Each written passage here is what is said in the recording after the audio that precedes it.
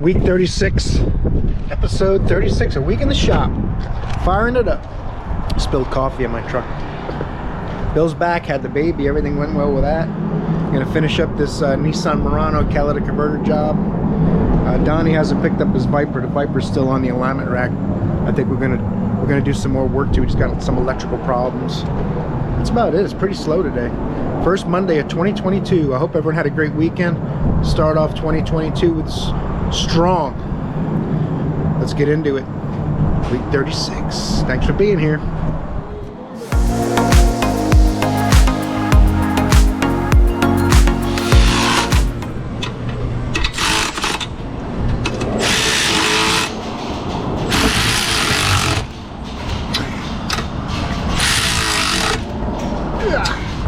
I hope that seal's got the cheapest aftermarket cat we could possibly get for it. Doesn't quite fit 100% right, and there's no heat shields on the axle side of the cat. So, let's see how it goes. Almost done. Fire this thing up in a minute. It's not going to be like a GTR or something, but it should be better power. Oh yeah.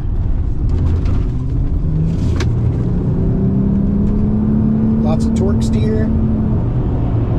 Lots of power. Feel a lot better about it. And when it came in, it was misfiring on 2 cylinders, and there's 3 catalytic converters on this car. So one of them was coming apart and packing the rear cat with debris, and after you drove it, 15 minutes or so, then the power would drop off. So this one's fixed. I got good news, I got bad news on this Nissan Murano. What I've done is fixed. It makes good power and it's not misfiring, but I got a vent control code and I got an ISC system code. So now we're gonna have to see if they want to go any further with this vehicle. But my work is done as far as power and the misfires being fixed. But if he wants to check engine light out, apparently it's going to take some more moolah. It's also got a bad axle and oil leaks from the front crank seal, and the 2 transmission axle seals are leaking. So we're kind of done, but hold tight. Let's see what happens. 2017 Nissan Murano. Gonna get some front brakes. I already put the wipers on and a cabin filter. I'm gonna have to move a couple things to get at the cabin filter though. Let's get to it.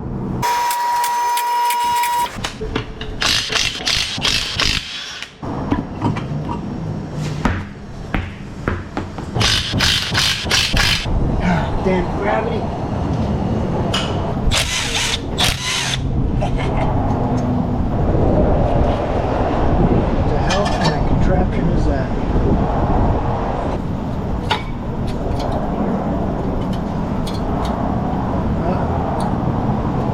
That just pushes the... Goodness gracious. What the hell kind of contraption is that? Oh. That's a bummer. Now let's see if the old Milwaukee right angle will handle these.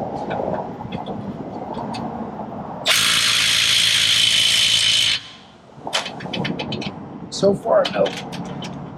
But I don't give up that easy.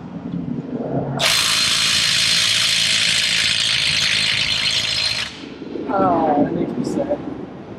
Now I'll try the 3/8 impact.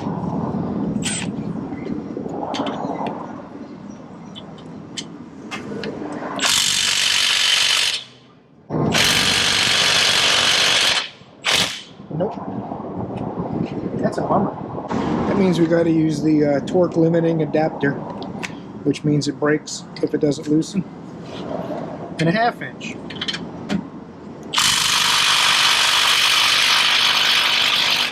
That's a bummer.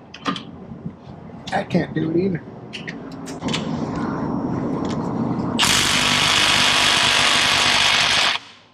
Wow.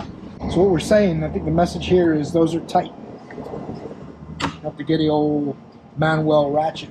This could get ugly. First brake job of 2022.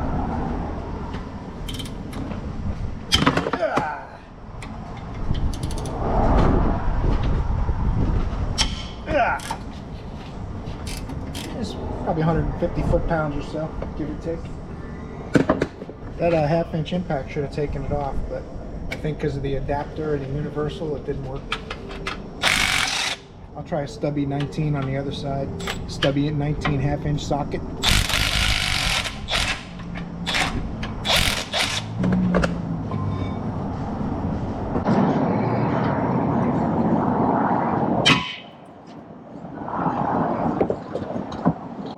No need for any hammering. New rotor's on the way. Now we're just waiting for parts. Shit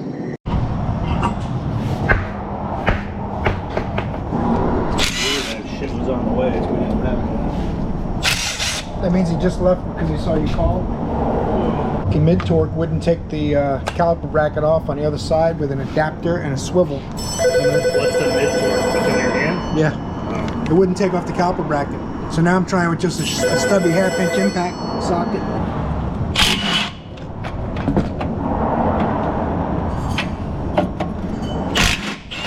Yeah. The wobbly drive was absorbing all the energy.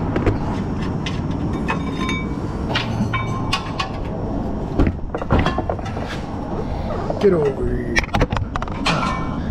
Flipped around and turned upside down.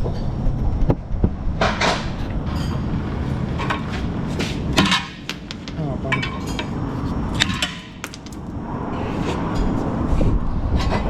Nice.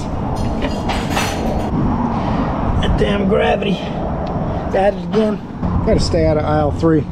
That's what I'm gonna do from now on. Napa Premium premium rotors. See what happens. Usually they come out of the bag rusty for some reason. They'll go through in a vacuum sealed bag, but somehow rust gets in there. It happens every time. Every one of them rusty like that. Very strange. They clean it up. Ah, don't work that way.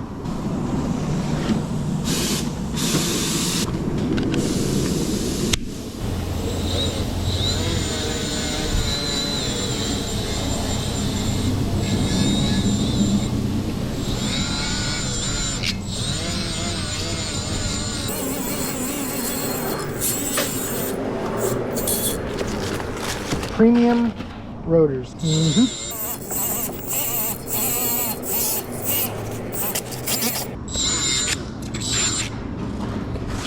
We'll save that for the next rotor. It'll be rusty too. Oh, these adaptive ones, these are much nicer. These are polymer coated, corrosion resistant. Doesn't mean they won't corrode, just means they're resistant. Oh yeah. These things are like Lamborghini and Ferrari ready. It's the right diameter. Right bolt pattern. It's weird though, it doesn't have hold downs.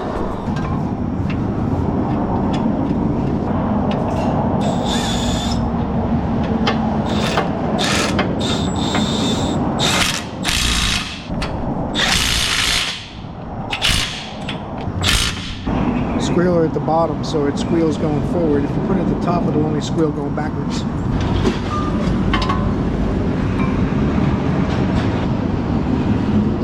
Flat spot on the guide pin goes on the tab on the caliper.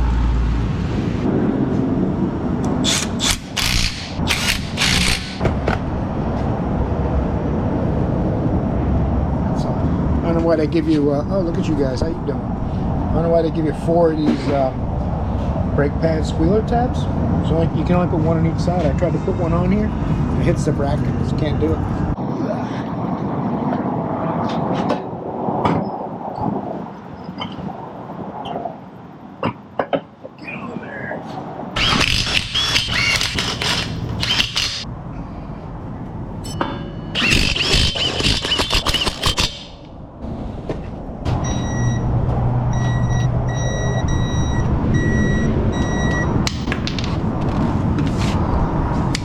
Checking gravity every day. Alright. The air filter said that it was on the driver's side, and the Identifix says that it's on the passenger side. Oh, look at that thing. I don't see the screw part. Ooh, it is dirty though, unless it's a carbon. The carbon ones look dirty new. That's pretty dirty.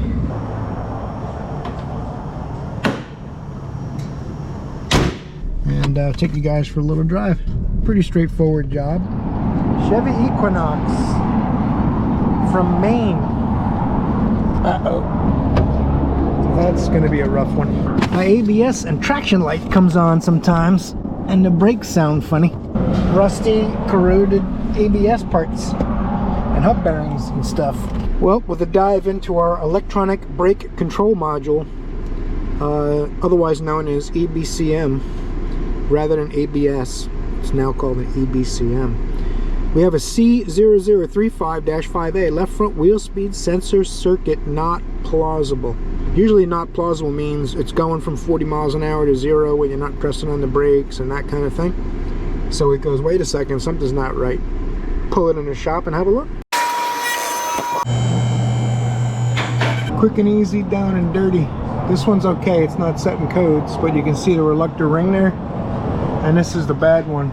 You see where the chunk's missing out of the reluctor ring? I'm not sure if that shows up on camera. Try to get this right. That little silvery part of it. This is the reluctor ring right here. It's just rusted apart. No more diagnosis needed. I'm gonna sell them a hub bearing. It's got a, looks like someone put a sensor in it not too long ago. Someone's done brakes and changed the sensor maybe? It's hard to tell.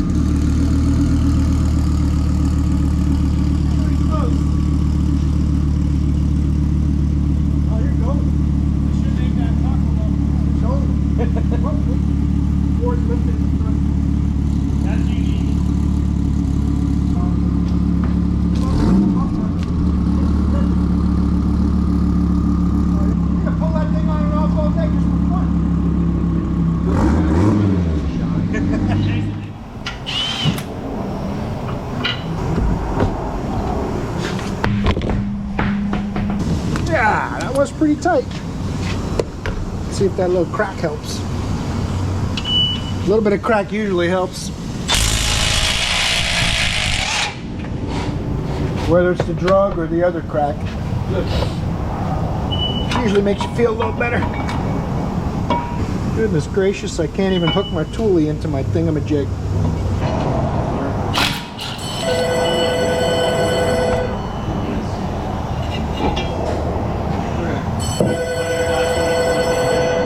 If you could get some brake clean and air, maybe This is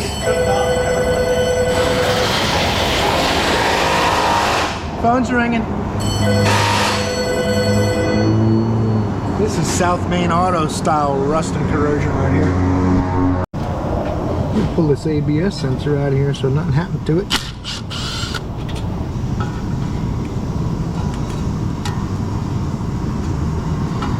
That's how you know someone changed this at some point, because they usually don't come out that easy. Yeah, it's got grease on it and stuff. Someone must have changed it trying to fix this problem. That's a bummer. I'm gonna spray a little bit of this, little bit of that, little bit of this. I got some 12-point axle sockets if you need it. Deep creep. We bought a kit. Thanks, man. I appreciate the offer. This will require the use of a gray pneumatic 35mm impact socket.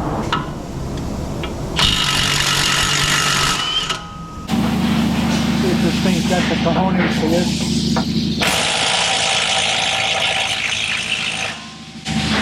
Short answer, no. Yeah, we'll just go to the long gear wrench. The XP 120. See what it's got. Ah, that's not so bad. What the hell? Should have loosened that. Oops. Yeah. Last one.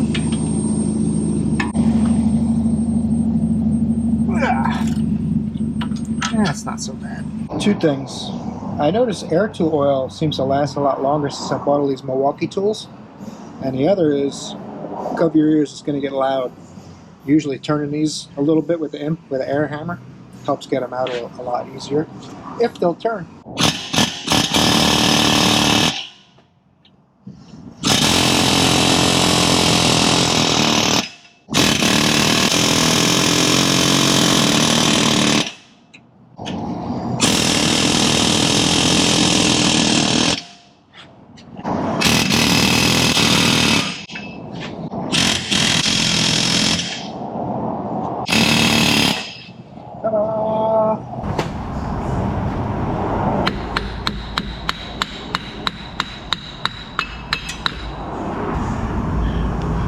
reluctant wheel's seen better days. That's not quite as bad as Eric O sees, I don't think. It's in between. I'm gonna clean up this spindle a little bit so the new hub bearing will sit nice and flush.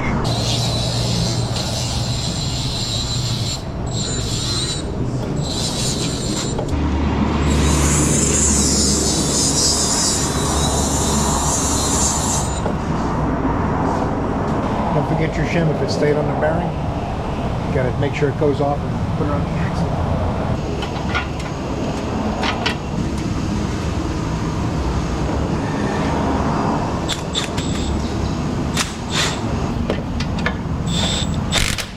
Try to pull it in evenly, as evenly as it'll let you.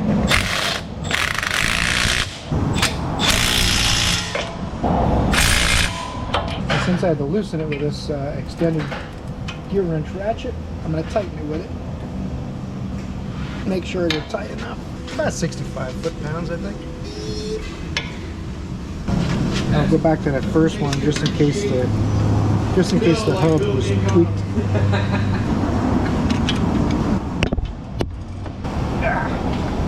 That's terrible. Some people were saying this ratchet wasn't going to cut the mustard. They're weak, but I put a ton of force on this and not had a problem yet. Well, time will tell. A couple turns.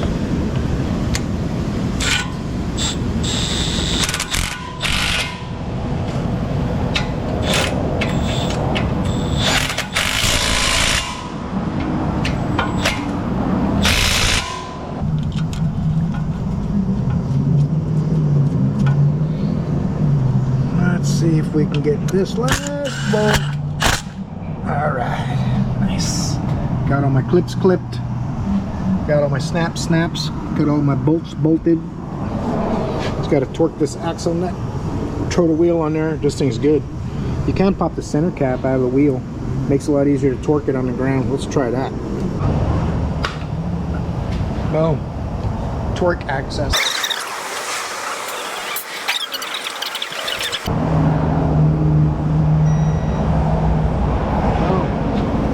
Perfect.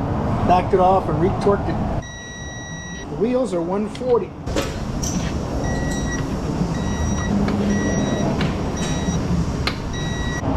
Don't forget the center cap, the bow tie facing the bow stem. You gotta put your tools away.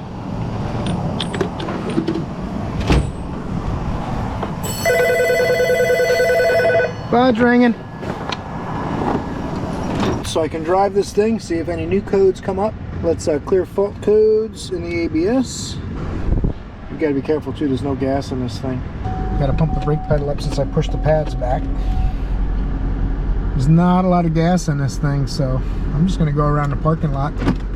Make sure I got no more ABS weird stuff happening. Make sure there's no noises from backing plate touching a rotor or anything crazy like that. And you can see all the sensors are reading pretty even. They're not, none of them are dropping out. No glitches. Everything's looking good so far. Snap-on was here. They got some killer deals. Only 380 bucks for a right angle die grinder. The less powerful one, only a 1/3 horsepower, is $305. It's not too bad. I thought my Milwaukee ones were expensive. They're electric, and they were way less than that. Hyundai Sonata. Customer states, my car sounds like a race car. I bet it does. I'm gonna get the welder and weld that up because the pipe's not available. But first we're gonna have to clean everything up, do some grinding, then we'll just weld right around it. Piece of cake. First we're gonna cut this out of the way.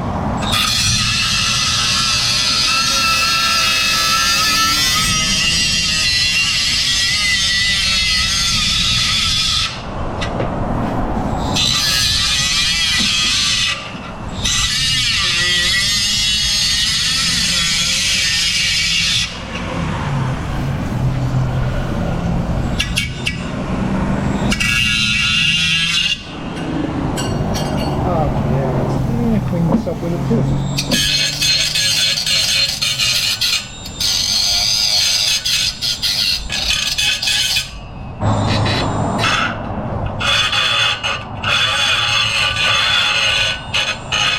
the cutoff wheel or the carbide bits.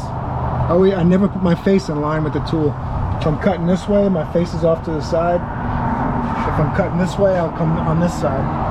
But you never stand with this cutting blade facing your face, whether it's a cutoff wheel, whatever it is. You want all the fragments shooting away from you, so you step to the side. Or you get your face shield, so at least you won't damage your face. But you can still get something that's stick in your chest, or your neck or something like that. So I just avoid the possibility if something's going to explode or fragments are going to come off. I'm not going to be in line with it no matter what. Even if I'm wearing my face shield, I step to the side.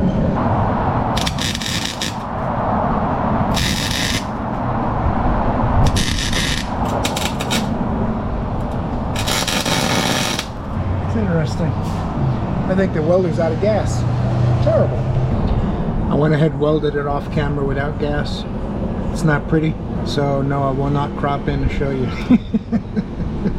They said we can't get gas for a few days. We have to order it ahead of time. Weld it the best you can without gas. It's disgusting. But we can't get the pipe. We don't have a lot of options, so now we'll check it for leaks and hopefully it holds. The weld's pretty damn strong, but it's ugly. Not going to win any TIG welding competitions because it's a MIG welder without gas and without flux wire. So you guys that weld, you know what it looks like.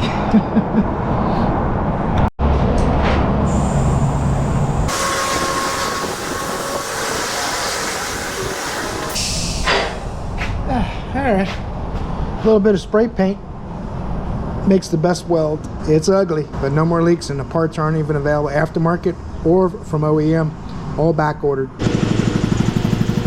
All right, hump day, getting this thing rolling. Oh, I got my wife's car here. I'm gonna do a ASDOM camera dash cam installation. Her old dash cam's melting, so hopefully the ASDOM camera will hold up to the Florida sun a little better. But that video I'm gonna make tonight. Opening the shop up, getting things ready to go. Stay with me. Right, this here Kia Sedona customer states, I think I have a coolant leak. He said go ahead and do a water pump and a timing belt, because I think that's what it is. And then we said, oh, we need to check it and make sure, sir. He said, oh, you're gonna charge me for that?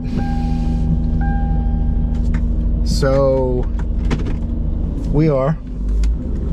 Honestly, I don't think he's aware of how much it's going to cost for a time belt and a water pump on this car. I think he's thinking a few $100, but that would be wrong. So let's make sure what's leaking first. Let's get a look under the hood of this Kia. This has got 166,121 miles. 2006 Kia Sedona. Put the window down so I don't lock the keys in the car. Put a little pressure test on this thing.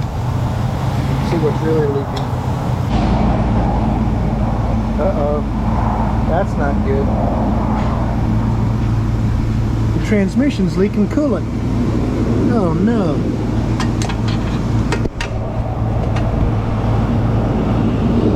There it is. Heater hoses. It's got leaks from the heater hoses. You guys see that on camera? Customer wanted a water pump and a timing belt, but it's got a leak in heater hose. I wonder if they're available. Let's check and see if heater hoses are available for this thing, and a serpentine belt, of course, and see if he wants to mess with the valve cover gaskets and fix his oil leaks. But of course, one of the problems is trying to steer a customer away from what he decided was wrong when it's something else.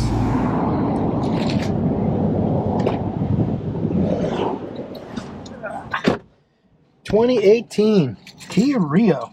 Customer states, check my catalytic converter. Oh, 83,978 miles. They want their catalytic converter checked because it's time to check it. It's got 83,000 miles. We said, well, does it run bad? No. You have a check engine light on? No. Why do you want your catalytic converter checked? Shouldn't it be checked with 80,000 miles? Okay, 1 hour labor. Your catalytic converter is going to be checked.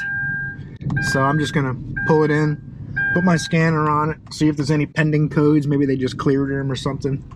We'll try to make sure. And then I'll take a look underneath, see if it's taken damage from a hit or something. Maybe they went over something. Not really sure. We'll have to see. We'll figure it out. What I'm looking at here is these are basically air fuel ratio sensors. That's why they're not making wild swings. It's correcting a lot in a much tighter window. It's a narrow band. No DTCs. Fuel adaptations are normal. So all of this looks normal. I'm going to lift it up and take a look. I don't see anything wrong with catalytic converter functions. So that's kind of strange. Someone probably told them they might need a catalytic converter because they have 80,000 miles. I don't know. So before wasting any more time, I'm gonna lift this thing up and take a peek underneath once it's in the air. Let's do that. Don't forget your VCI.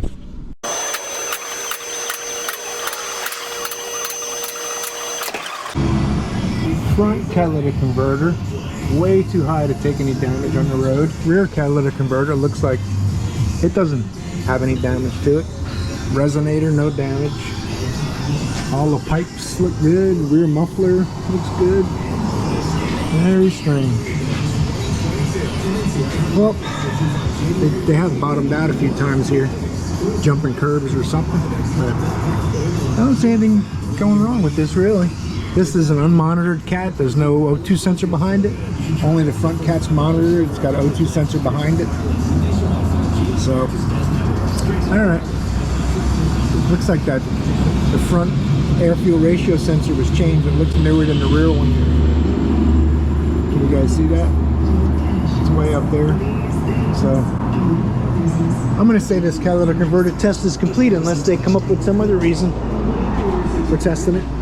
I'm not so sure if that's OSHA approved.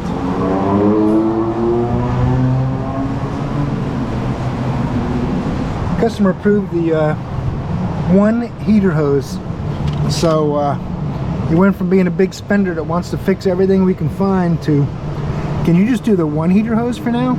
So, which, I mean, it's understandable. People only have so much money. The only thing is, I've made sure up front to tell them next week or next month when one of the other hoses starts leaking, don't come back to me and go, that car you worked on's back. Because we're not fixing any of the stuff the way I recommended it. If that one hose is leaking, all the other hoses that are the same age are right behind it. So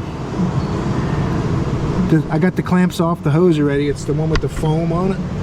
So I got to pull it off so they can try to match it up.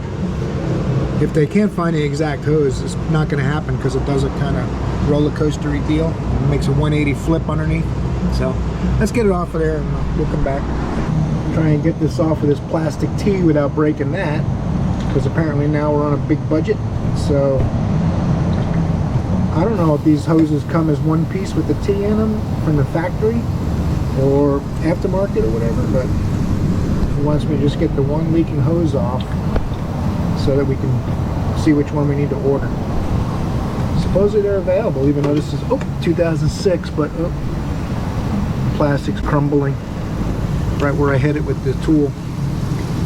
Alright, the hose is off at least. I just gotta grab it. Probably go underneath for that. Well, sold them a belt tensioner. I told them the belt tensioner is good, nothing wrong with that. It definitely needs all the heater hoses. And the belt is shredded because it probably wasn't put on correctly. So we sold them one heater hose, and of course all the T's are crumbling while I'm taking it apart. And they sold them a belt tensioner, which I guess is kind of a good thing. The pulley does have some contamination on it. That doesn't help with the belt condition either. I could clean it off. And now the T's are all crumbling, so we're gonna have to get the T's. So I got the hose off. That's what that looks like. So I just gotta grab me a 12mm and the tensioner's off. Everything else looks good. All the pulleys spin good. It's got tons of oil leaks, but he doesn't want to mess with any of that.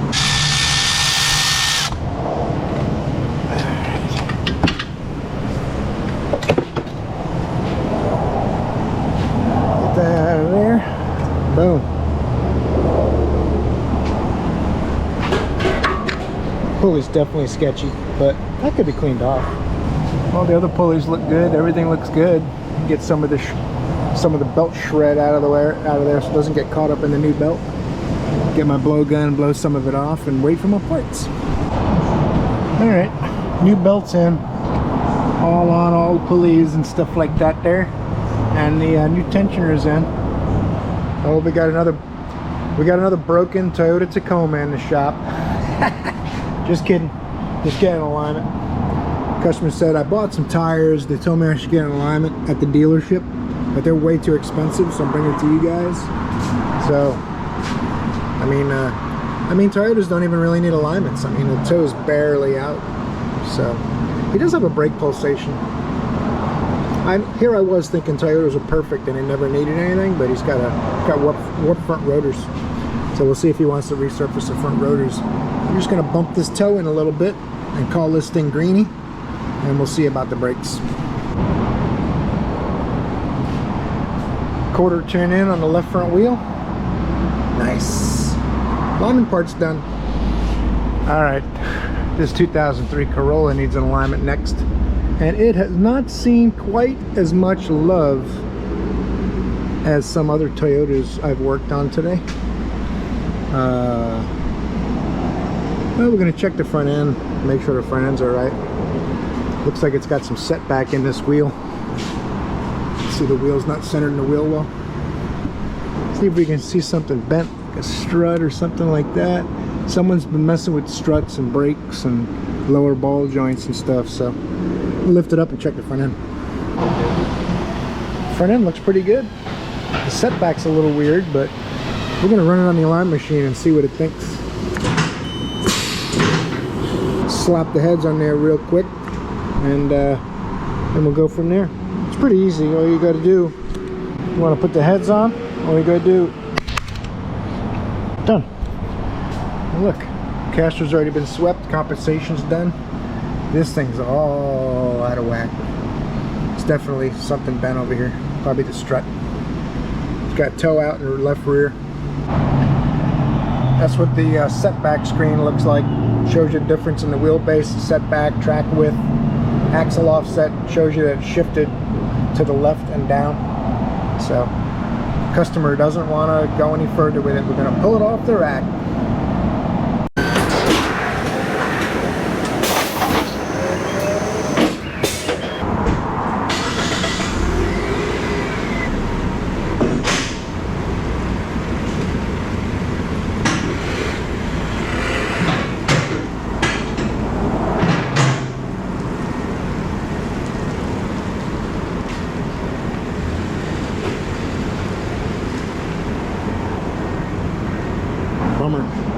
Such a cream puff.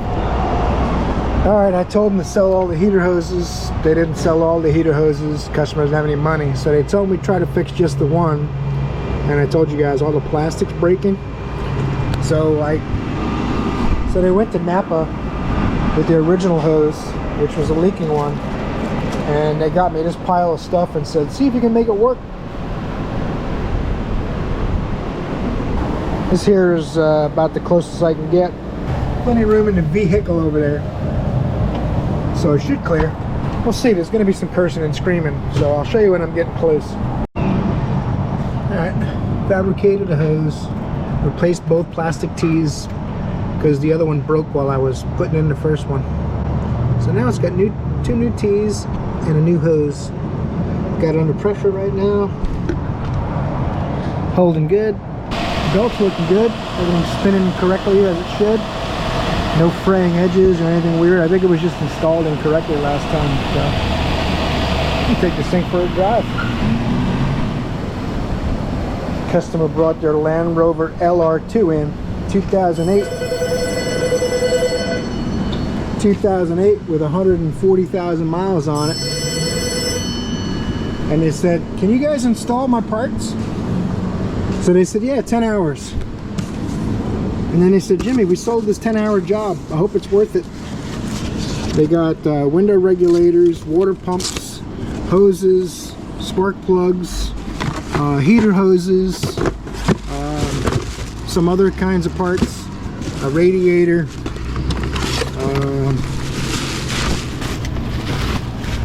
some kind of motor mount or a wiper motor or something like that. So I didn't see a wiper motor or motor mount or heater hoses on the ticket, but let's make sure they got everything right, because usually they don't. To get to the radiator on this fine European automobile, you got to start by taking a front bumper out of the way. It's basically this Land Rover. It's basically a gigantic Mini Cooper. You might notice that the lug nuts, locking nuts, yeah, that's not a good idea, because all you need is a pair of pliers to get them all off of there. Don't do that. When you're popping these bumpers off, there's one big connector up there. I'm assuming this goes to all the lights on the bumper. And then the bolts that hold it, they hide it. They do a good job. They hide the little bolt up there at an angle, facing forward at about a 45-degree angle. I'm telling you guys, I'm sitting here working on this Land Rover, and you know, these vehicles breathe. Look at that thing. I crush Land Rovers. I crush Land Rovers. You guys aren't old enough to have seen that show, are you?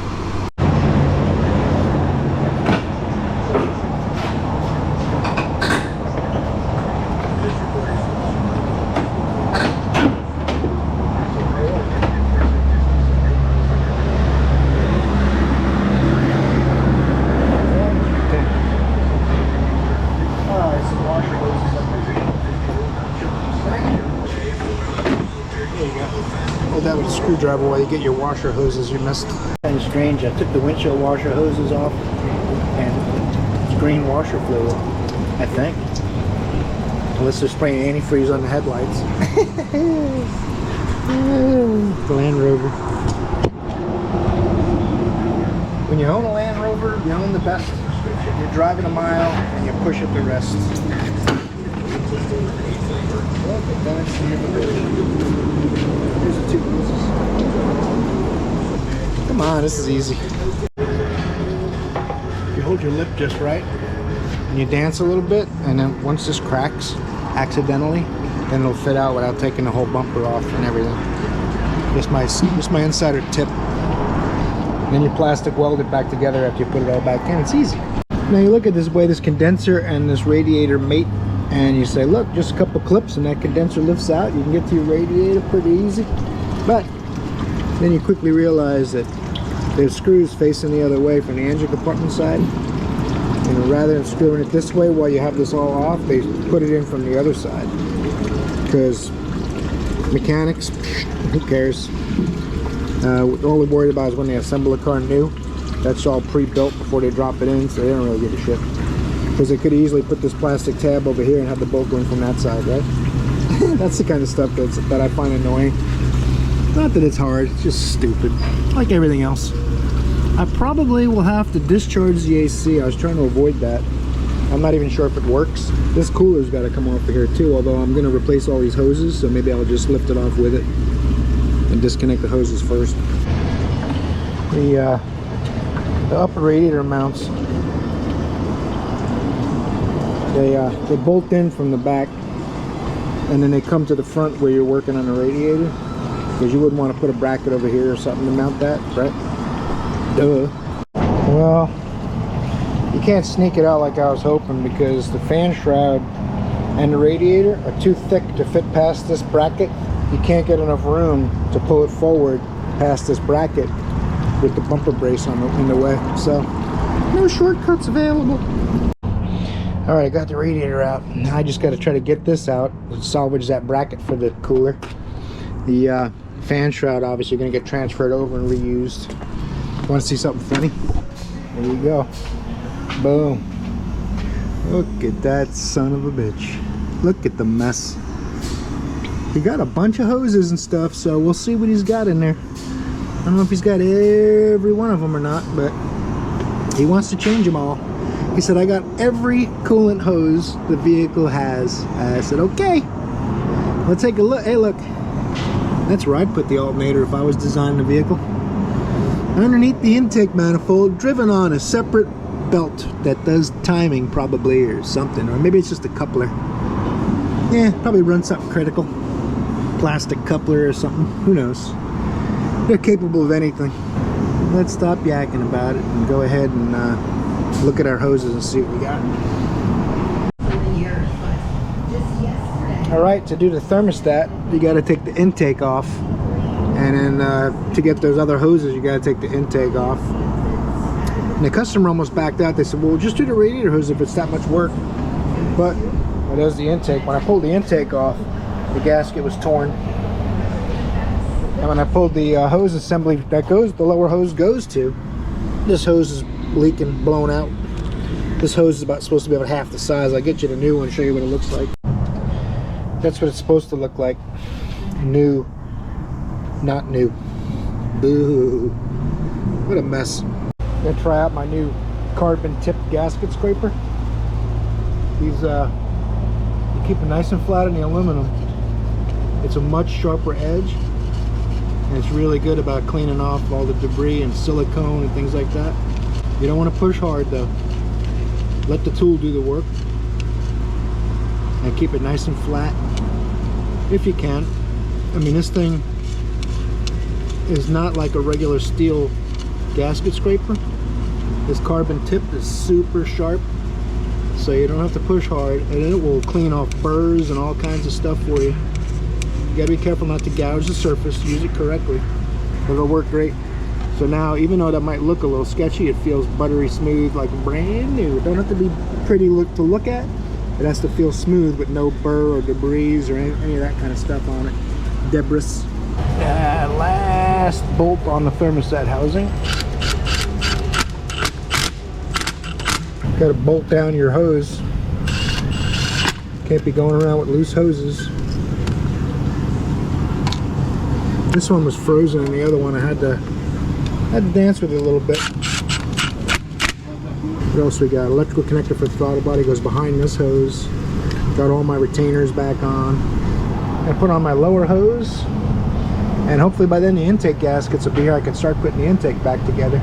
It's like a jigsaw puzzle or Legos. Thermostat, all that stuff's in. It's 11:30, so we're not doing too bad. Spotted a broken retainer up here.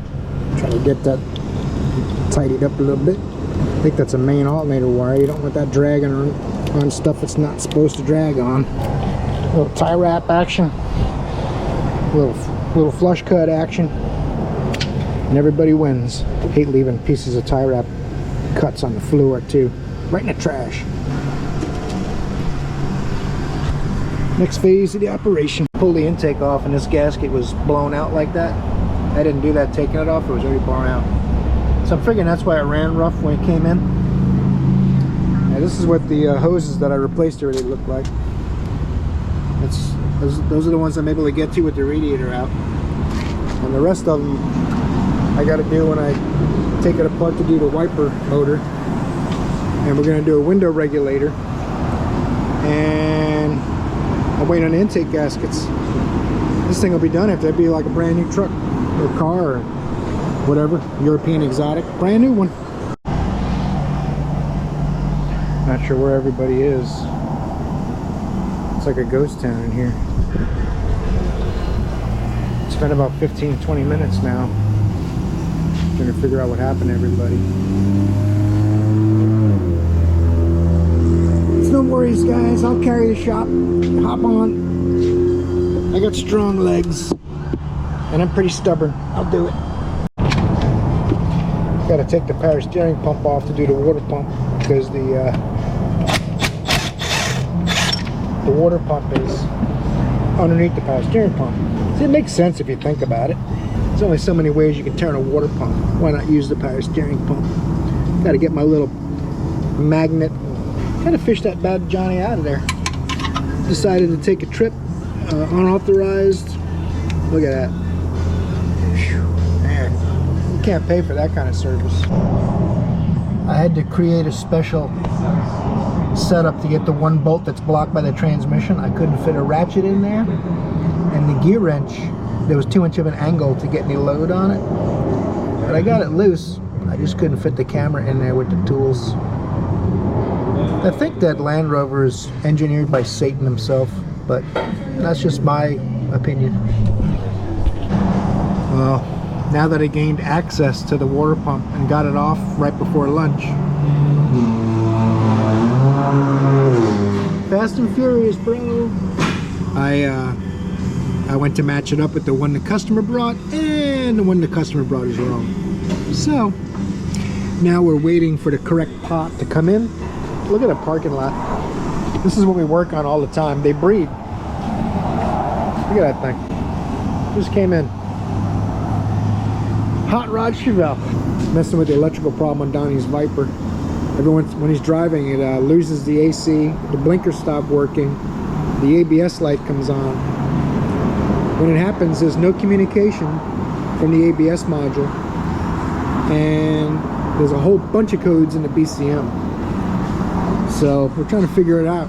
It's very intermittent, but we're not working on it until the customers are taken care of first, he said. So let's see if they get me a water pump in a minute or something. I guess while they comb through the parts supply debacle, we'll go ahead and oh, by the way, the water pump, they found out while I was at lunch that it was a correct part number, but somebody bought a $220 Land Rover water pump and a $38 Honda Civic water pump, and then they returned the $38 Honda Civic water pump in the Land Rover box to get their money back. It's smart. If you have no conscience, you can save a lot of money doing stuff like that. Stick it with somebody else. Now the guy that bought that water pump got screwed, but what does that matter if you saved yourself a couple bucks, right? People are unbelievable. He's probably on the internet telling people how dumb they are. The guy that stole that water pump too, but anyway, enough babbling. Let's put some spark plugs in this thing while we're waiting for the other stuff to get sorted out.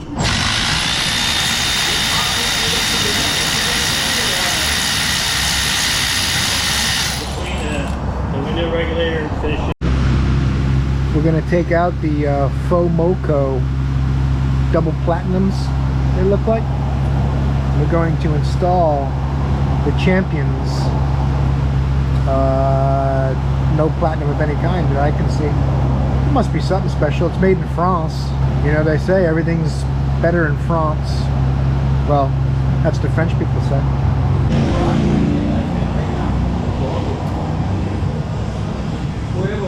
Beep. Electric grease doesn't take much.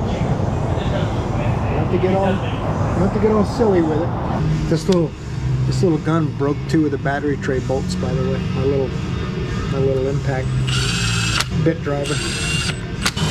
You definitely don't want to get too crazy.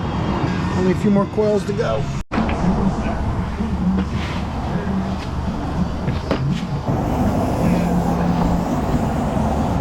I was just telling CP at lunch how I use this to do window regulators. You said CP? CP, the tool addict. Sure. Yeah, he's a tool expert. More expert-ish. He knows more than I do about tools. Little birdie over at Denifix told me that the big end goes out the hole first. Sorry about the glare off my head. Look at that son of a gun. I don't see anything wrong with the regulator.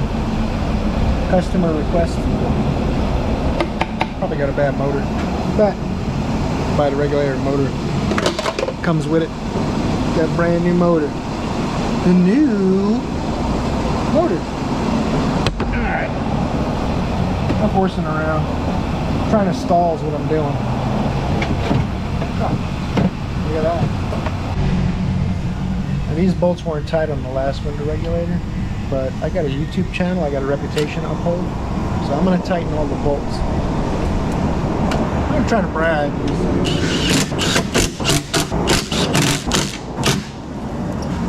That's all. Piece of cake. What's the problem? You know why the last guy didn't tighten those? It's not hard. It's hard. Now you got to take. I'll show you guys. Now you got to take your airbag out, let the glass fall, and you got to pop it into that little plastic clip down there. There's a little tooth on it. That's, you know, the toothbrush was invented in the South, right? That's why they call it a toothbrush instead of a teeth brush. But you can't pull it up anymore. It's in. Last piece. lip right, hook it up in there, bam, just like that. It's like a brand new piece of shit Land Rover. I mean, you know what I'll do? I'm gonna go the extra mile and make sure the customer's parts work. Fuck that. So, leave it for a surprise. Let's see what happens when he picks it up. come get it. Your window's still down. I didn't put it up yet. It's your part. That's cold, man. That is cold. Well, you know what? I can't even. There's no battery in it. I can't even test it now anyway. No worries on the wiper. You just take that off of there. You pop that out of there. And 4 10mm bolts. It looks like when it comes out. It's held in by 2 8mm bolts, but they got 4 bolts holding the motor on. So, but this is leveraged against the hole in the firewall too, so that's gotta help a lot. All right, guys, it's Friday. Got the Land Rover going. Got a big delay on the parts for it. I got everything ready to go. Radiator back together. Got stuff laid in place in case I lift it up and down. Did the window regulator. Did the wiper motor mostly. Got to get the battery hooked back up so that I can test the window regulator and finish bolting in the wiper motor. I got 1 bolt I can't get in until I can move the wiper motor. So got my wrench stuck in the tensioner. No big deal. I got more 19mm wrenches where that one came from. Got my first ticket of the day. 72 Malibu. Customer states my belt squeak, but we didn't hear a belt squeak on it. Got a high performance small block Chevrolet and a big stack of washers. So I know why his belt's noisy. Probably have to sell him on a March pulley setup. The compressor's a little bit crooked. We'll fire it up and see how it goes. Alternator belt's loose. AC belt's pretty tight. Once the belts run loose, the surface glazes, it's pretty hard to stop the noise. You basically have to replace it. Oh, that's a familiar sound. It takes me back to when I was a kid. The old General Motors key buzzer. See how this thing sounds when it starts up.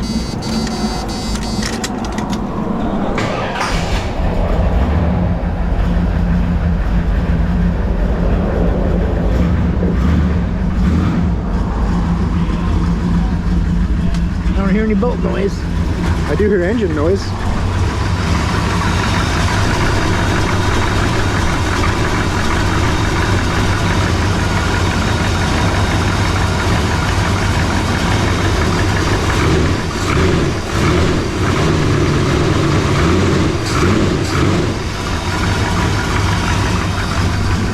Sounds like either forged pistons, wrist pin slap, or a valve lash that isn't quite right, but I think it's a little deeper sound than that. Valve lash should be a little bit lighter of a metallic sound. 1999 Honda CR-V, 298,765 miles. This customer says my front end was squeaky and I sprayed the ball joints with WD-40 and the noise went away. Do you install customers' parts? Can you check it out?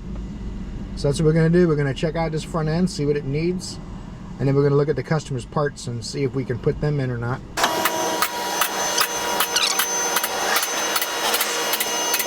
The ball joints and tie rod ends seem to be performing their tasks as designed. You got custom aftermarket coilovers and stuff instead of the factory stuff. That's the only way you can lower it that much, but this thing's got about 4 or 5 degrees of camber in the rear because it's lowered so much. Alright. Let's see. You're missing a lug nut. We'll write them up an estimate for a lug nut, an axle, lower ball joints, a wheel alignment, and camber kits in the back. And then we'll see what happens. He may get scared and run out of here with his hair on fire, which usually happens with cars like this. But we'll see. You never know. I wish there was a way to save time that I could just tell this thing down and it would go down like that. All right, guys. A, B, and me are glad you were here for the week 36. It's been a pleasure having you here. I appreciate you guys watching. Like and subscribe if you haven't yet, because I upload one of these videos every week, along with 3 to 5 of the cars during the week. I'll have separate videos that are going to be much more involved in all of those repairs. So you guys are awesome, and I'll see you in the next video.